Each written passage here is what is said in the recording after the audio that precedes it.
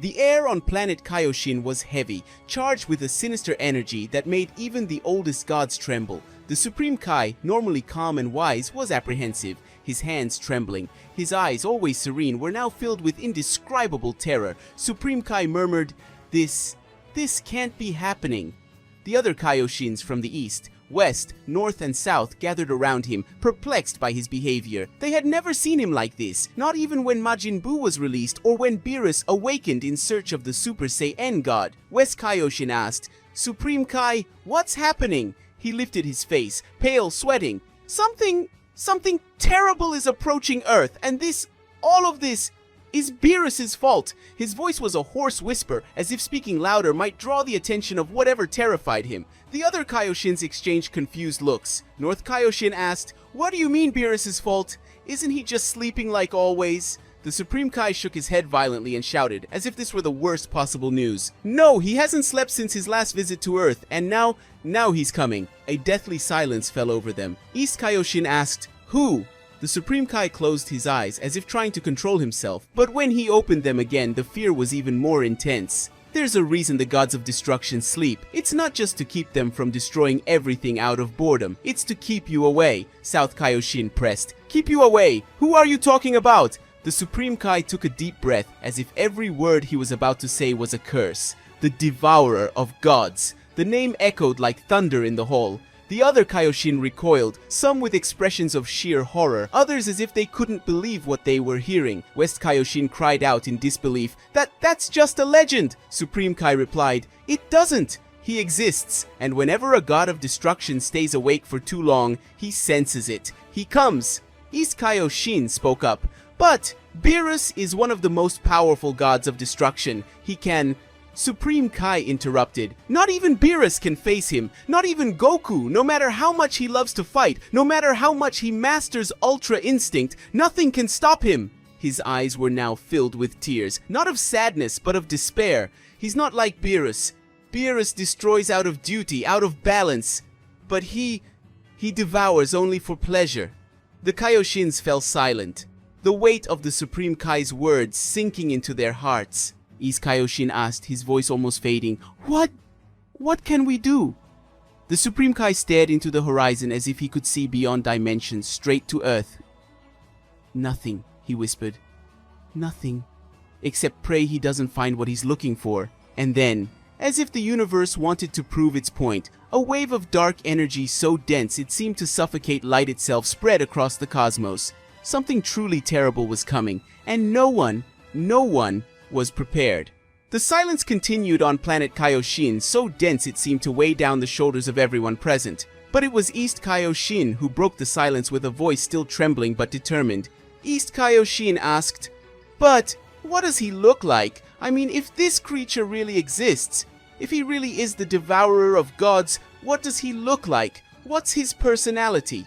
The Supreme Kai, still gazing at the horizon as if he saw beyond time and space, closed his eyes for a moment. An ancient, almost erased memory surfaced in his mind. When he spoke again, his voice carried an ancient gravity. He's just like Beerus, but at the same time, he's completely opposite. His form is feline, like Beerus's, a lean body, but wrapped in something wicked. His skin is a deep purple, so deep that from a distance it appears black as the void of space. Light avoids him, as if creation itself rejected him. On his head, he bears sacred Egyptian markings, not as adornment, but as a curse. They are arcane runes that move at times, as if they were alive. He wears clothing like Beerus's, but with the colors reversed. Black dominates and gold shines in the details like dead stars. The southern Kaioshin took a step back, shocked. "A corrupted Beerus, an inverted reflection," Supreme Kai continued, his voice cracking. "But the worst is his essence. While Beerus destroys out of duty, out of balance, he destroys for fun, for pleasure. He doesn't think, doesn't reflect, doesn't spare. He senses when the gods of destruction remain awake for too long. It's like a call, as if it were an inevitable cycle." The East Kaioshin took a deep breath, trying to reason through the terror. Then he had an idea, desperate perhaps, but it was all they had. Then we have to activate the divine law. We can summon the Daishinkan. He'll know what to do. The other Kaioshins looked at him with renewed hope, but the Supreme Kai shook his head, even more dejected. I've already tried, the North Kaioshin said, startled. What? Supreme Kai spoke. Immediately after sensing the first trace of that dark energy, I sent a divine message, begging for help. But, he swallowed hard, as if embarrassed by what he would say. The Daishinkan replied that he cannot interfere at this time. He is in Zeno Sama's palace, playing games. South Kaioshin clenched his fists in disbelief. Playing? While the universe can be devoured? Supreme Kai, lowering his head, replied, the Daishinkan can only leave the palace if Zeno Sama authorizes it. And right now, Zeno is playing games, childish games that have lasted for ages, and he still hasn't tired of them. West Kaioshin shouted, so we are alone! Abandoned! The Supreme Kai took a deep breath and tried to remain calm. Not abandoned, just out of their reach, unless Zeno gets bored soon. Or this entity does something that directly affects Zeno Palace, we'll be on our own. East Kaioshin spoke, still trying to hold on to hope. What about Whis? What about the other angels? What about the gods of destruction from the other universes? Supreme Kai replied, they know, but they don't dare act. They're all afraid of attracting the Devourer's attention. East Kaioshin incredulously. But that's cowardice! Supreme Kai replied, it's not cowardice, it's self-preservation. They know that not even an angel can defeat him. Maybe not even Zeno, if he wanted to play fight with him. Everyone present felt a chill. It was then that the planet's sky went dark. A cosmic shadow covered part of the light emanating from the eternal heavens. The ground trembled, and for a second, just a second, everyone heard it. A sound, a deep purr coming from space, an almost feline sound, but filled with hunger. North Kaioshin paled. Did you hear that? Supreme Kai replied, yes, he already senses that Beerus has long been awake. West Kaioshin spoke, now whispering as if in a temple. Then, we have no choice. Supreme Kai nodded slowly. We must warn Beerus and Goku. Even if they can't defeat him, perhaps they can restrain him. Or at least buy time, until Zeno Sama gets bored with his games. Eastern Kaioshin. But what if he doesn't get bored in time? The Supreme Kai looked directly at him. Then, it will be the end not just of Earth, but of all the gods, one by one. The sky over Kaioshin's planet grew increasingly dark. The silvery light that always illuminated that sacred world was swallowed by an oppressive darkness, so dense it seemed to absorb even time. The sacred trees withered, the ground trembled as if trying to escape something approaching, and the air had stopped. No breeze, no sound, only silence and fear. The Supreme Kai stood paralyzed, his eyes wide, his mouth agape. Even without seeing, he knew he had arrived. A rift opened in the sky, as if the very fabric of reality had been torn by invisible claws. From within, a figure shrouded in deep shadow emerged. His body seemed to suck in the light around him. The silhouette resembled Beerus's, lean, feline, with a regal bearing. But that was where the similarities ended. His eyes were bottomless wells. Egyptian runes glowed on his forehead and shoulders, moving as if with a will of their own. His clothing was a corrupted version of Beerus's suit, black as the void, with golden accents that pulsed like destruction. The Kaioshins stood motionless. Their legs wouldn't obey, their bodies refusing to move before this entity that carried ruin within. The North Kaioshin fell to his knees. The South Kaioshin froze, but his hand trembled. The West Kaioshin could barely breathe. The being took a step, and then another. Each step made the ground twist, as if his presence were a poison to that sacred world. His voice echoed like muffled thunder coming from all directions. Where is Beerus? The Supreme Kai, without hesitation, stepped forward. His face was pale, his eyes teary but steady. On planet Earth! He is on planet Earth! The West Kaioshin, his voice trembling. Why? Why did you tell? The Supreme Kai slowly turned to her, his eyes held more pain than guilt. Because delaying the inevitable is foolish, and contradicting your will is the doom of us all. The Devourer didn't say a word, but inclined his head slightly, as if acknowledging the Supreme Kai's choice, but he raised his hand, long, slender fingers shrouded in dark purple energy. The evil god spoke, I thank you for your wisdom. And then, before anyone could react, he extended his finger toward the West Kaioshin. Hakai. The sound that followed was that of an existence crumbling. The West Kaioshin screamed, but only for an instant. Her body shattered into particles of purple energy that dissipated like dust in the wind. The other Kaioshins recoiled in horror. South Kaioshin screamed furiously, "No!"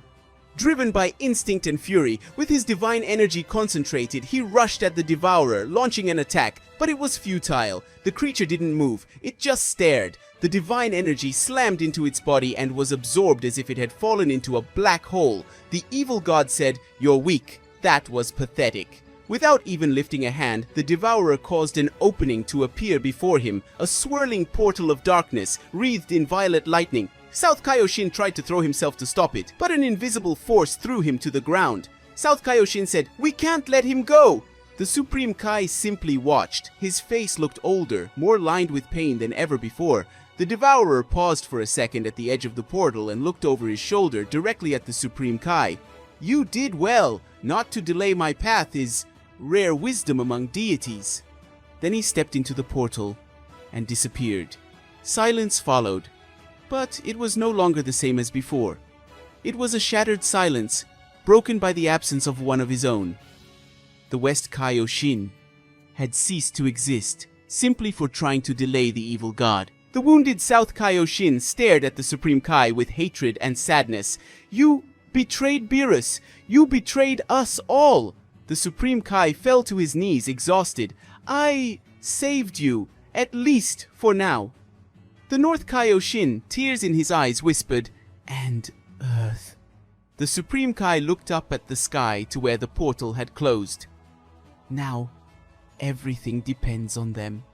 The sky over planet Earth suddenly darkened, as if a cosmic curtain had been pulled over the planet. The sunlight disappeared, swallowed by dark clouds that spiraled over a single point in the sky. Beerus was sitting in front of a table laden with delicious food, but he put down the food, slowly stood up, and looked up at the sky. Beerus said, "You were taking your time." Beside him, Goku's eyes widened as he saw a shadowy figure float to the ground, surrounded by purple energy and an aura so oppressive that the air around him seemed denser. Goku said, "Hey Beerus, who is he? He looks just like you. Is he your long-lost brother?" the Saiyan asked, his eyes never leaving the newcomer. Beerus replied, his voice firm, "This isn't the time for explanations. Listen to me, Goku. I need your help." Goku's mouth fell open for a second. You're asking me for help?" Beerus didn't answer. He assumed a fighting stance. That was enough. Goku smiled, his heart racing. "This is going to be interesting." The Devourer landed. His feet didn't even touch the ground, but the grass around him died with his presence. Then he decided to speak. "You took a while to fall asleep, Beerus. Now, you must pay the price." In an instant, the fight began. Goku lunged with a Kamehameha, Beerus with a blast of destructive energy, but the Devourer was a living shadow. He dodged with minimal movements, counter-attacking with dark spheres that exploded soundlessly, only with absurd shockwaves. Goku activated Ultra Instinct. His silver eyes gleamed, and his body moved with divine grace. But the Devourer seemed to anticipate every step. Beerus attempted to use his Hakai, but his opponent absorbed it and returned it as an amplified black wave. A blow struck Beerus in the abdomen, launching him against a distant mountain. Goku countered with a flurry of punches so fast they could barely be seen, but none of them connected. Evil God spoke, "You are no match for me." Beerus returned to the fight, his eyes determined, even in the face of imminent defeat. Beerus shouted, "Damn you!" But he was struck by a black Hakai. The energy enveloped him, slowly beginning to tear his body apart, cell by cell. The evil god spoke, "Goodbye, Beerus."